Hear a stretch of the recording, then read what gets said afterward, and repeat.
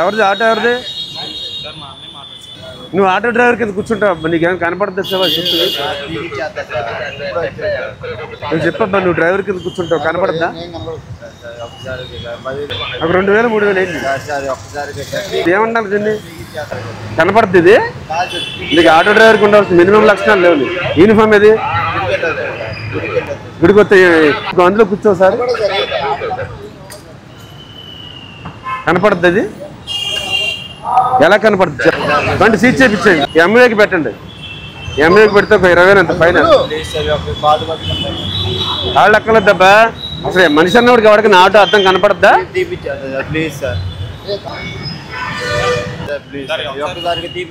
అక్కలేద్దబ్బా, నీ పన్ను చేసావు, నా పన్ను చేస్తాను.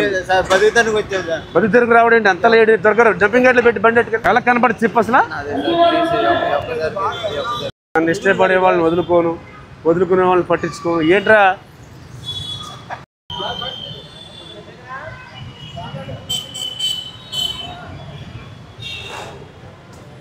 బండి సీట్ చేయొచ్చబ్బా. సౌండ్ బాక్స్ ఏంటిది?